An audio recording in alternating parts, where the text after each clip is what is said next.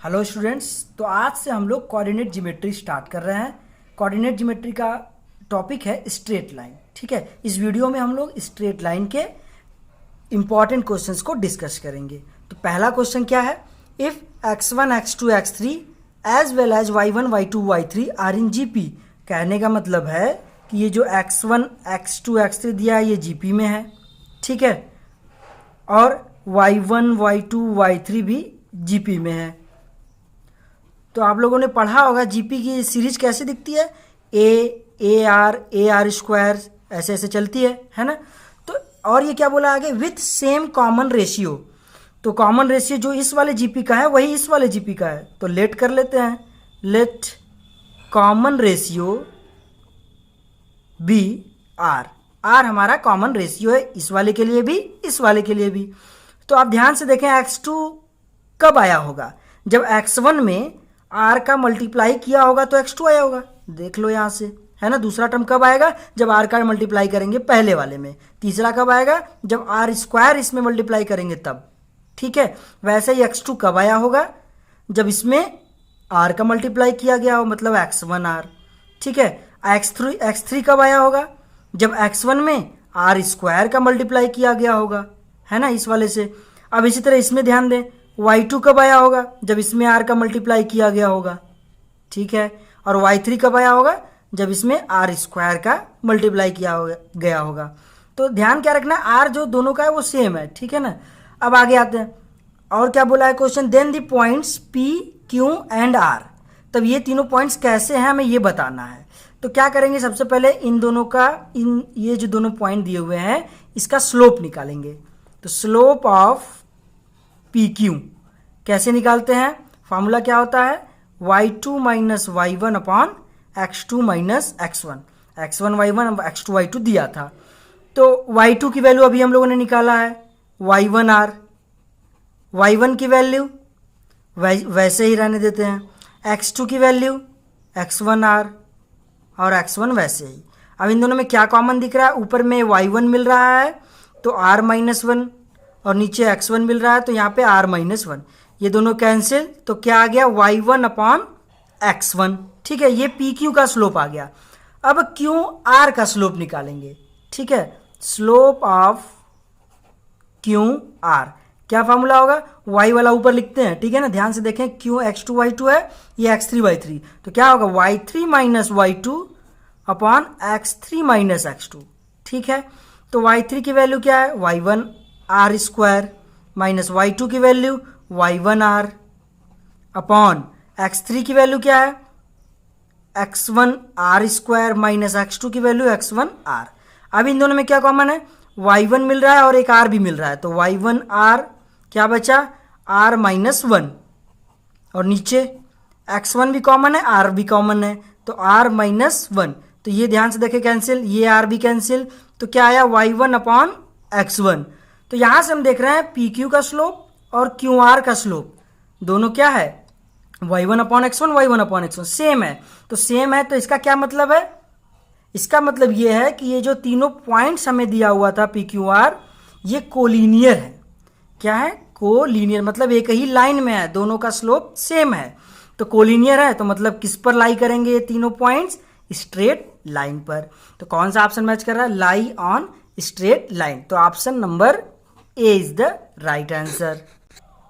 Question number second कह रहा है, let P Q and R be 3 points, 3 points हैं, the equation of bisector of the angle P Q R. ये जो angle है P Q are किसको बोल रहा है, जो बीच में होता है उसी को बोल रहा है एंगल को, मतलब ये जो क्यू वाला एंगल है उसको बाइसेक्ट कराना है। तो जो बाइसेक्ट करेगा वो लाइन, उसी का हमें इक्वेशन चाहिए। तो पहले हम लोग ड्रा कर लेते हैं, ये पॉइंट कहां पर होगा, इन सबको दिखा देते हैं। पी वाला पॉइंट का -1,0 इधर ही कहीं होगा, -1,0, ये पी वाला पॉइंट है, और क्यू है 0 0, तो मतलब ये रहा होगा क्यू। ठीक है, और आर क्या है 3,3√3, मतलब एक्स पर भी 3 चला है, वाई पर 3√3 चला है, मतलब इधर ही कहीं होगा, है ना। तो ये हमारा है आर 3,3√3। ठीक है ना, तो इसको अगर मिला दें, ये पी क्यू है, ये क्यू आर है। ठीक है, तो ये बोला था कि the angle bisector P Q R, ये जो क्यू वाला एंगल है इसको बाइसेक्ट कराओ। तो पहले बाइसेक्ट कराने का मतलब क्या है, ये जो जितना एंगल बन रहा है ना इसको दो बराबर भाग में बांटना। तो हम लोग कैसे बांटेंगे, ऐसे एक लाइन ड्रा किया तो मतलब ये वाला एंगल जो होगा वो ये वाला एंगल होगा, क्योंकि ये क्या है, ये बाइसेक्टर है हमारा। ठीक है ना, ये हमारा बाइसेक्टर है, नाम दे देते हैं क्यू से एस तक गया है। तो आप ध्यान से देखें, ये हमारा बाइसेक्टर है, हमें इसी की इक्वेशन चाहिए। तो इसका इक्वेशन निकालने के लिए हमें एक पता होना चाहिए पॉइंट एंड स्लोप, दो चीज़ें पता होनी चाहिए इक्वेशन निकालने के लिए। तो ये जो लाइन दिख रही है क्यू एस, इसका पॉइंट तो पता है कि यार इस वाले पॉइंट से जा ही रही है, तो एक पॉइंट पता है क्यू, लेकिन इसका स्लोप नहीं पता। तो पहले क्या करते हैं हम लोग, ये दिख रहा है क्यू आर, इसका हम लोग स्लोप निकाल सकते हैं, है ना, दो पॉइंट पता है तो स्लोप आराम से निकाल सकते हैं। तो स्लोप ऑफ क्यू आर क्या फॉर्मूला होता है, y2 minus y1 upon x2 minus x1। तो किसी को भी आप मान लो x1 ये y1 ये x2 ये y2, y2 माइनस y1 क्या आएगा, माइनस में 3√3, जीरो माइनस ये। अब x2 माइनस x1 तो मतलब 0 माइनस 3, तो ये माइनस से माइनस कैंसिल, 3 से 3 कैंसिल, क्या आ गया, √3। ये स्लोप आ गया है, और स्लोप हम दिखाते हैं m से, और m का फार्मूला क्या होता है, m equal to tan theta, ये भी होता है। तो m की वैल्यू अभी हम लोगों ने निकाल लिया, स्लोप की value √3 is equal to tan theta. तो थीटा की वैल्यू क्या आएगी, tan में √3 किसकी वैल्यू होती है, tan में √3 वैल्यू होती है 60 की, तो थीटा की वैल्यू आ गई 60।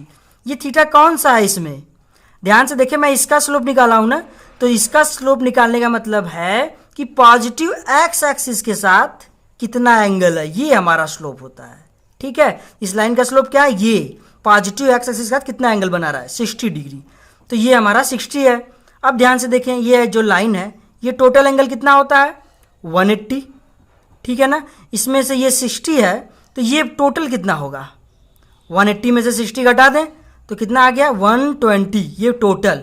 और अभी हमने बताया ये लाइन क्या है, बाइसेक्टर, दो इक्वल पार्ट में डिवाइड करेगी, तो ये जो है ये 60 है और ये वाला भी 60 है। बात समझ में आ गया यहाँ तक, ठीक है ना। तो अब हम इसका लिखने जा रहे हैं इक्वेशन। तो इसका इक्वेशन लिखने के लिए हमें पॉइंट चाहिए, पॉइंट पता है, और स्लोप चाहिए। तो स्लोप पहले लिख लेते हैं, स्लोप ऑफ क्यू एस कैसे निकालेंगे। तो स्लोप ध्यान से देखें, स्लोप अभी क्या बताया, पॉजिटिव एक्स एक्सिस के साथ डायरेक्ट कितना एंगल बना रहा है। तो ये जो लाइन क्यू एस दिख रही है, यहां से लेकर ये एंगल चाहिए हमें एक्स एक्सिस के साथ। तो आप ध्यान से देखें, ये 60 है और ये कितना, ये भी 60, यहां से लेकर 60, यहां से लेकर 60, मतलब 120। तो tan थीटा होता है फॉर्मूला स्लोप का, m equal to tan theta, तो tan 120। ठीक है ना, और tan 120 की हम लोग वैल्यू कैसे निकालेंगे, tan 90 प्लस 30, तो ये किस में गया, सेकंड में, और सेकंड ये हो जाएगा cot 30। ठीक है, माइनस के साथ। तो ये cot 30 की वैल्यू क्या होती है, √3, और भी माइनस के साथ। तो ये हमने स्लोप निकाल लिया। अब लिखते हैं इक्वेशन ऑफ बाइसेक्टर। क्या फॉर्मूला होता है, y minus y1 slope x minus x1। ये पॉइंट अभी बताया ना, कौन सा पॉइंट, ये जो इस लाइंस को पास कर रही है, 0 0 है, तो y माइनस 0, m की वैल्यू माइनस √3, x माइनस 0। तो इसी को अब सॉल्व कर लेंगे, y is equal to minus √3x, तो और अच्छे से लिखे √3x plus y is equal to 0। तो कौन सा ऑप्शन मैच कर रहा है क्वेश्चन नंबर सेकंड के लिए, √3x plus y is equal to 0। तो option number C is the right answer. कह रहा है लेट, क्वेश्चन नंबर थर्ड है, let P S be the median of the triangle with vertices P Q R. तो पहले एक triangle बना लेते हैं। ठीक है, पी क्यू आर, पी का कोऑर्डिनेट क्या दिया है, पी का दिया है 2,2, क्यू का दिया है 6,-1, और आर का दिया है 7,3। कह रहा है पी एस जो है वो मीडियन है, तो मतलब पी से ड्रा किया गया होगा ये पी एस। ठीक है, मीडियन का मतलब क्या है, सामने वाले साइड को दो इक्वल पार्ट में डिवाइड किया गया होगा, मतलब मिड में एकदम मिल रहा है।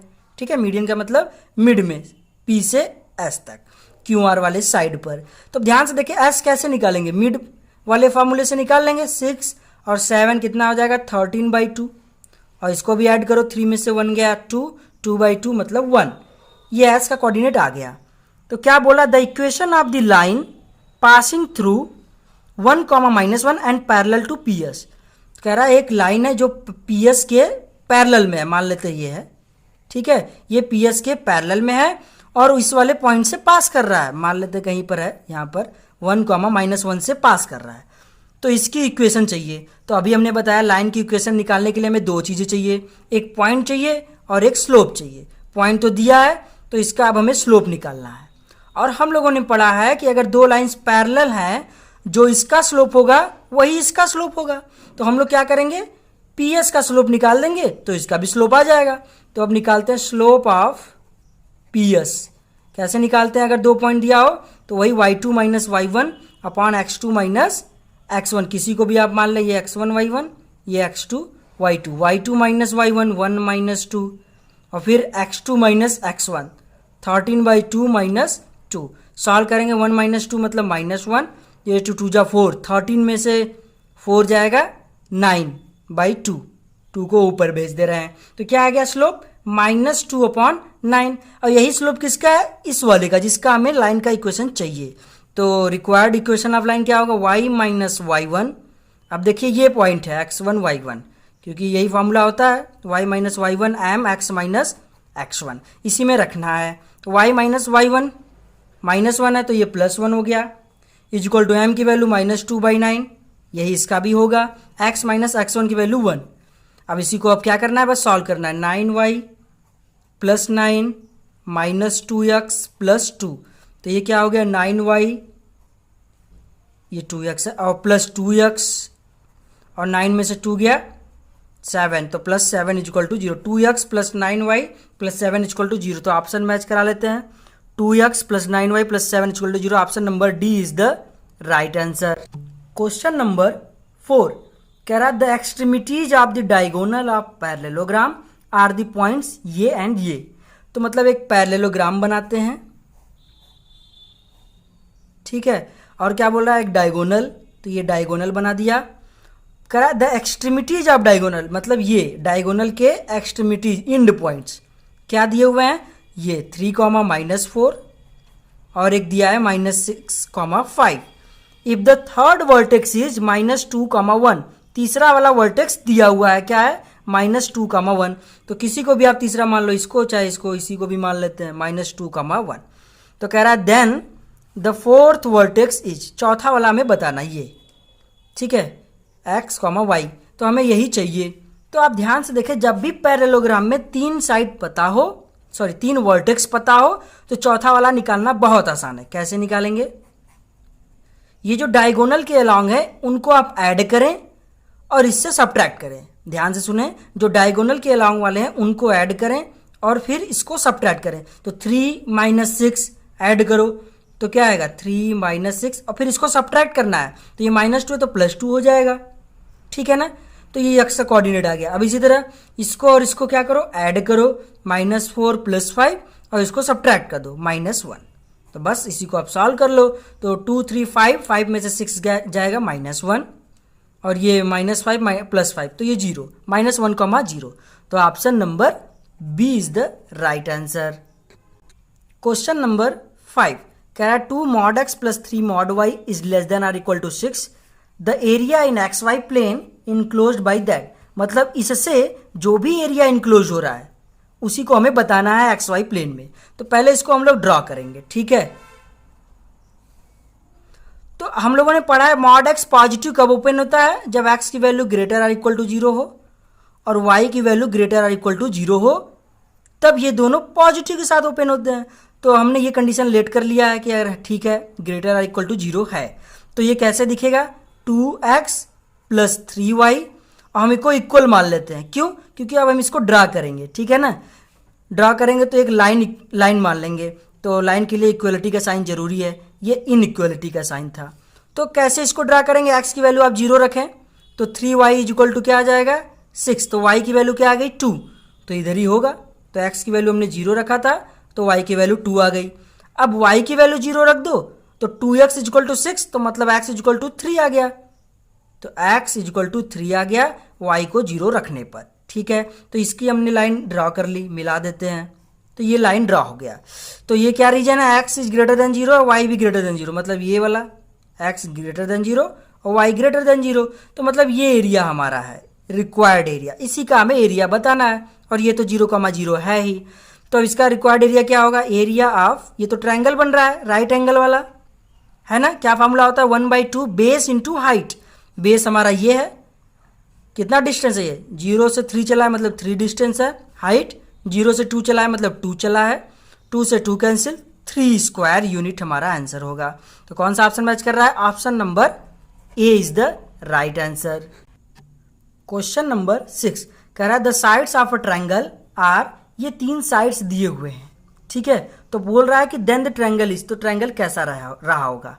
तो ये क्वेश्चन आप लोग अपने से ट्राई करिएगा और इसका आंसर हमें आप लोग कमेंट सेक्शन में दीजिएगा, ठीक है। तो थोड़ा सा हिंट देते हैं, ये तीनों लाइन की इक्वेशन है, साइड है ट्रायंगल के, तो क्या करें, सबका पहले स्लोप निकाल लें, इसका भी स्लोप, इसका भी और इसका भी। स्लोप निकालने के बाद और किन्हीं 2 लाइन के बीच का एंगल निकालें, तो एंगल से पता चल जाएगा कितना एंगल आ रहा है ना, एंगल से मालूम पड़ जाएगा कि कैसा ट्रायंगल है, राइट वाला है या ऑब्ट्यूस है, ठीक है ना। तो आप लोग इसे ट्राई करिएगा। तो नेक्स्ट क्वेश्चन है क्वेश्चन नंबर 7, कह रहा if the perpendicular bisector of the line segment joining point P and Q, तो मतलब पहले एक लाइन बना लिया पी क्यू, और पी क्या है 1,4, क्यू है k,3, और कह रहा इफ द परपेंडिकुलर बाइसेक्टर, किसको, इस लाइन को, इस लाइन का परपेंडिकुलर बाइसेक्टर कैसे ड्रॉ करेंगे, ये हमारा परपेंडिकुलर, और बाइसेक्टर का मतलब एकदम मिड में करें ताकि ये वाला डिस्टेंस और ये वाला डिस्टेंस सेम हो जाए, तभी तो होगा बाइसेक्टर, ठीक है ना।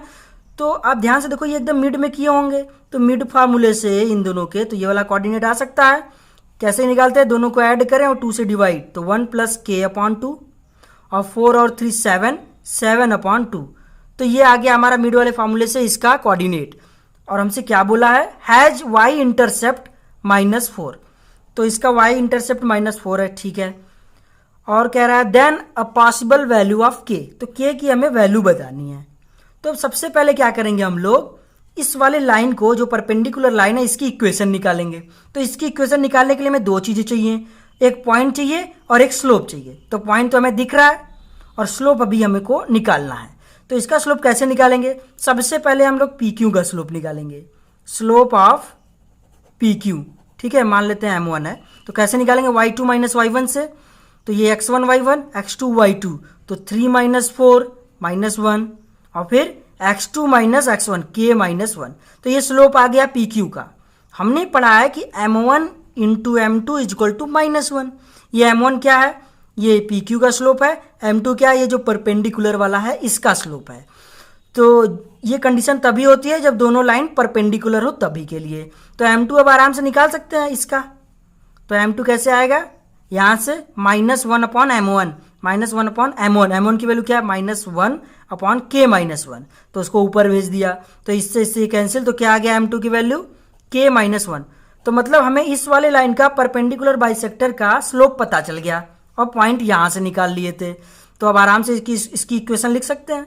तो therefore equation of perpendicular bisector is y - y1, ये x1 ये y1, इक्वल टू स्लोप लिखना है इसका, तो क्या निकालें अभी k-1, और फिर x - x1 की वैल्यू 1 + k/2, ठीक है। और ये क्या बोला है कि ये जो परपेंडिकुलर हमारा बाइसेक्टर आया है इसका y इंटरसेप्ट -4 है, y वाला जो है y पर मतलब ये -4 चला है, तो मतलब पक्का है कि x वाला कोऑर्डिनेट 0 रहा होगा, है ना, मतलब इस वाले पॉइंट से ये पास कर रहा है, कहने का मतलब y पर -4 है तो मतलब x वाला 0 रहा होगा, इससे इस वाले पॉइंट से ये बाइसेक्टर पास कर रहा है, तो इसको सेटिस्फाई करा लो। तो y की जगह -4 -7/2, k-1, x जगह पे 0 और फिर -k+1, तो ये माइनस बाहर लिख दिया और फिर k+1/2। तो ये आप इसको सॉल्व करोगे, 2 4 जा 8, 8 और 7 -15/2 और -k² -1/2, तो ये माइनस कैंसिल, 2 से 2 कैंसिल, तो k² = 16 और k की वैल्यू +-4। तो ऑप्शन मैच करा लेते हैं। तो ऑप्शन नंबर देखिए बी वाला मैच कर रहा है -4, तो option number B is the right answer. Question number 8 कह रहा a straight line through point A, मतलब एक स्ट्रेट लाइन है जो इस वाले पॉइंट से जा रहा है, is such that its intercept between the axis is bisected at A. तो कहने का मतलब है कि एक लाइन है, इस वाले पॉइंट से जा रहा है और उसका कुछ इंटरसेप्ट है एक्सिस पर, एक्स एक्सिस पर भी कुछ चला है, वाई पर भी कुछ चला है। तो हमको पता नहीं एग्जैक्टली कितना चला है, तो मान लेते हैं एक्स पर इतना चला है, वाई पर इतना कुछ चला है, तो ये हमारा लाइन है, ठीक है। और कितना चला है नहीं पता, हम मान लेते हैं अपने से एक्स पर ए चला था, तो वाई का कोऑर्डिनेट 0 यहाँ पे, और यहाँ पे एक्स का कोऑर्डिनेट 0, वाई का पर कुछ चला होगा, बी मान लेते हैं।